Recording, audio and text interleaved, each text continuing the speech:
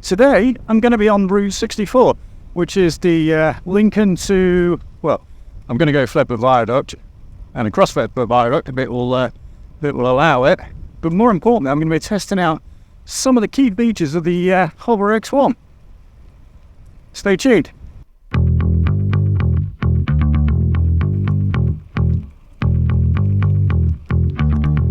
Beep beep.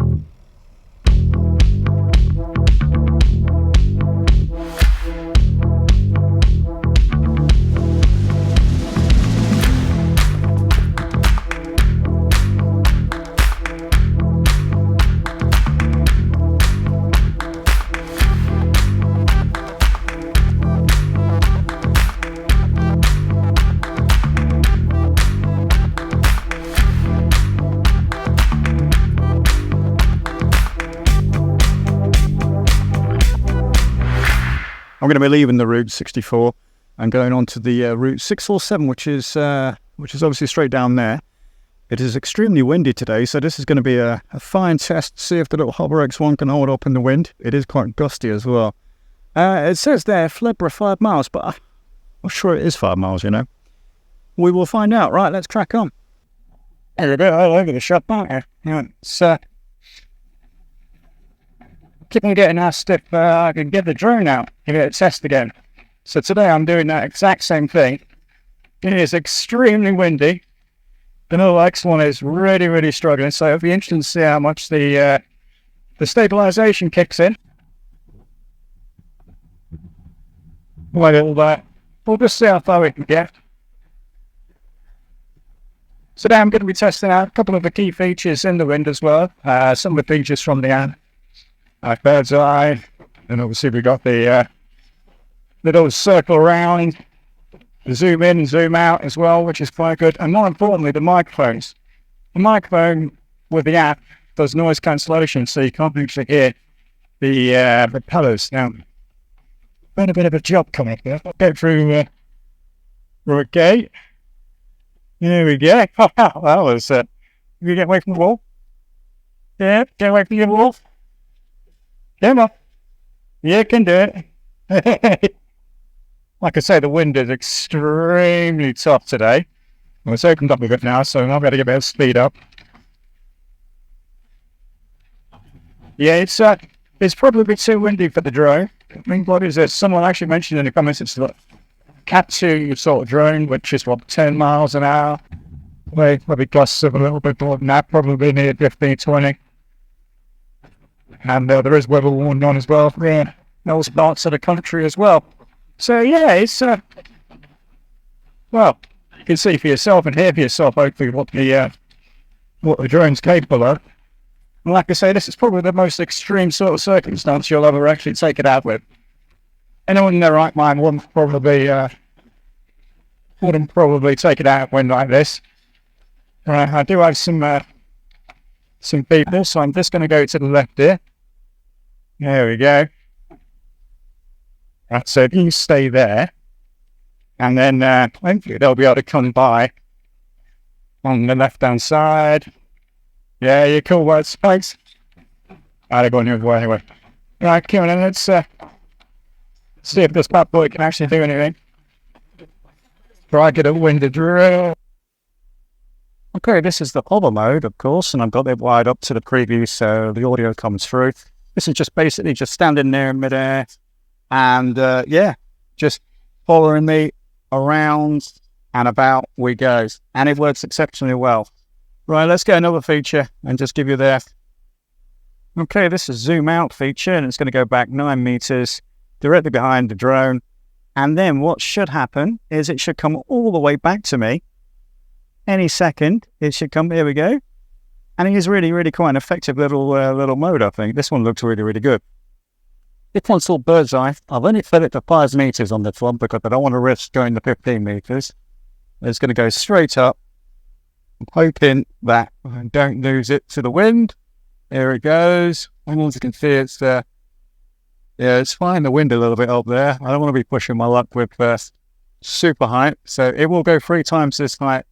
And then it will record, obviously, and come straight back down on me, which is exactly what you're looking to do, really.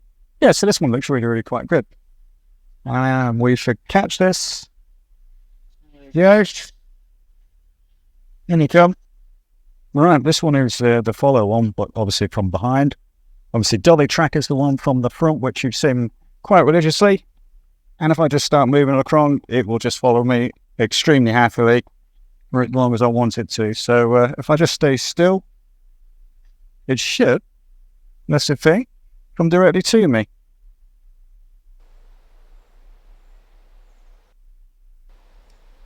I've just gone past the viaduct now, and obviously it's built. There's a little bit of growth here, and it's absolutely fine. There's no wind at all.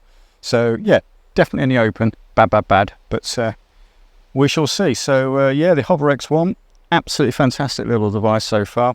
I've got some new little toys coming for this thing. I don't know if you can see the camera on there at all. It looks very, very familiar, doesn't it? And obviously that's the side profile. What I'm thinking is there's a couple of different camera makes. What you can there's a couple of ND filters you can buy for drones. The DJI specifically are the number one because obviously that's obviously the most common these days. However, you can get something called, I think it's a Xeno Pro, I think it is. It's very, very similar, and I looked at the camera on this and I thought, that looks very, very familiar, like say a DJI Pocket 2 sort of size, but it's a little bit big. I did try some of my DJI Pocket filters, which I've still got on this, and they didn't quite fit. So I bought some cheap Xeno Pro ND filters. They should be arriving next week. We've got a couple of ND filter, I think 8, 16 and 32, and I think there's a CPL UV one as well. That should make, well, the UV one especially, should make an absolute blinding difference. I've got to sort of chuff up the ND filter frame and then try and find a way to actually get it to go. Don't know if you can make that out. There we go. Yeah, so obviously we've got a flat surface there, so that gives me something to work with. There's a bit of space to the left and right on there, so I'm thinking maybe Velcro, maybe. Velcro might be a good idea, but we'll see. Other than that, though, battle damage on the X1. I've had plenty of, well, I wouldn't say they're crashes, but they are crashes. You know, it's where it's actually lost control and just found its way in the bushes or hit a tree or something like that. And yeah, it's done quite all right. I mean, there's no major damage yet on the plastic. I don't know if you can see. Yeah, there's the last one. That thing just there, where was that? That was a tree, which was soft, and then it landed on concrete. But all that happened is the corner sort of popped out, and I just got my special toolkit. I think it was the little star keys on there. Just undid that, tightened it back up, and boom, back to normal again. So absolutely no problem. Absolutely fine on that one as well. I would like to see, possibly in a version 2 or an updated version of the X1, some sort of rubber, rubber sort of around it. That would be really, really quite useful, because that way it will take little tiny knocks and drops. Because it weighs so little, you can actually, it will just drop onto the ground and not damage it in the slightest at all. You haven't got a risk of the battery popping out like other drones or anything like that, so that's fantastic. But yeah, I think maybe a little bit of a rubber sort of edge will take the edge off, basically, and I think that'd be a really good idea.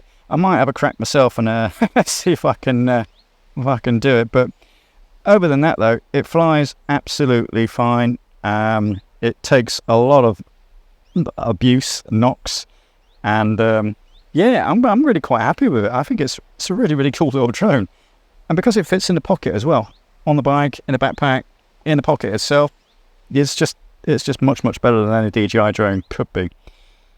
Obviously, there is some severe setbacks to this one, of course. It doesn't have the range. I mean, you're looking at, 10 meters height ceiling on this one. It will only go as far as the Wi-Fi will let you on the phone anyway, but that's normally within eyesight, so there's absolutely no problem. The Follow Me feature is fantastic. Dolly track is what, obviously, I'm using quite extensively at the moment on most of my videos, so I'm quite happy with that. Other little changes I had today, as you can see, I've mounted on my Saramonic SRM3 powered mic with windshield. That's just gone on top of my upside down K-Edge with a little GoPro sort of attachment there, and then obviously straight into the back of the mic. Yeah, works fine on that. And this is exactly what you're listening to right now, so the audio might well be too loud. I'll probably edit that in post, of course, and then go from there. One little problem I did have while cycling here is, like with any of my wind muffs, dead cats as they're called, it just sits on top of the microphone, so it doesn't actually click in or is that close a fit. So while I was riding and doing the filming, the darn thing fell off. And it wasn't until I looked down, I'm like, oh, the wind muff's gone. Oh well, which was interesting. So I had to double back all the way.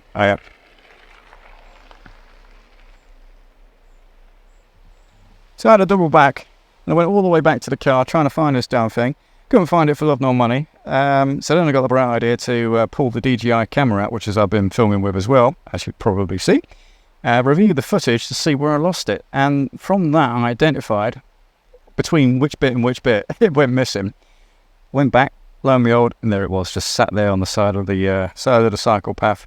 And saved myself 20 quid there again. The only one left to do is the orbit, but obviously I'm in trees and built up in a moment, and I don't want to risk going too open because the wind will just take the drone straight away.